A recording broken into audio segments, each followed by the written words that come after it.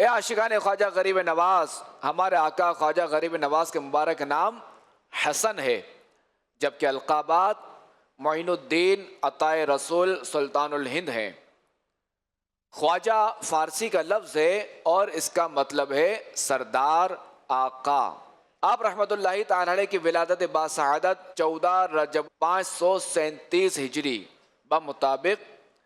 1142 عیسوی میں سجستان یا سیستان کے علاقے سنجر میں ہوئی، اور انتقال بھی رجب کے مہینے کی 6 تاریخ 633 ہجری ہوا۔ حضرت خواجہ غریب نواز رحمت اللہ تعالی علیہ لگاتار 20 سال اپنے پیر و مرشد حضرت عثمان ہرونی رحمت اللہ تعالی علیہ کے ساتھ رہے، اور پیر و مرشد کے ساتھ ہی مدینہ منورہ کی حاضری سے مشرف ہوئے۔ بارگاہ رسالت میں حاضری کے وقت مواجہ مبارک کے سامنے پیر و مرشد نے جب آپ کو اللہ تعالیٰ کے آخری نبی صلی اللہ تعالیٰ علیہ وآلہ وسلم کی بارگاہ میں سلام عرض کرنے کا فرمایا، تو آپ رحمت اللہ تعالی علیہ نے نہایت ادب اور احترام کے ساتھ بارگاہ رسالت میں سلام عرض کیا، تو اندر سے جواب آیا، وعلیکم السلام یا قطب المشائخ۔ یہ جواب سن کر پیر و مرشد نے سجدہ شکر ادا کیا اور فرمایا،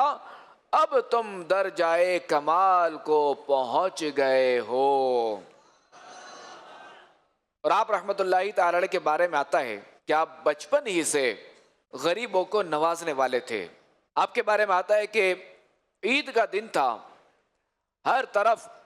خوشیوں کی چہل پہل تھی۔ خواجہ غریب نواز رحمت اللہ تعالی علیہ اچھا لباس پہنے عید کی نماز پڑھنے تشریف لیے جا رہے تھے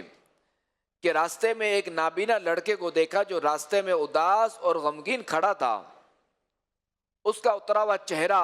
شکستہ پیراہن یعنی پھٹے ہوئے جوتے، غربت زدہ حال اور بیچارگی دیکھ کر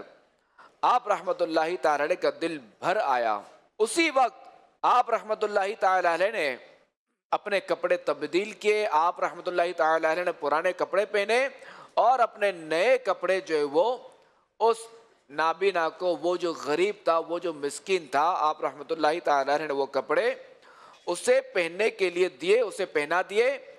اور پھر اسے اپنے ساتھ عیدگاہ لے گئے۔ تو اس واقعے کی روشنی میں یہ کہنا غلط نہ ہوگا کہ آپ رحمت اللہ تعالی علیہ بچپن ہی سے غریبوں کو نوازتے تھے، غریبوں پر شفقت فرماتے تھے، غریبوں کو عطا فرماتے تھے، اور غریبوں کا یہ حال دیکھ کر آپ رحمت اللہ تعالی علیہ کا دل بھر آتا تھا۔ تو پھر ہم کیوں نہ کہیں، خواجہ ہند وہ دربار ہے اعلیٰ تیرا، خواجہ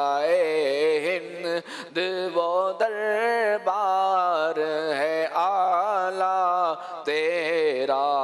کبھی محروم نہیں مانگنے والا تیرا، کبھی محروم نہیں مانگ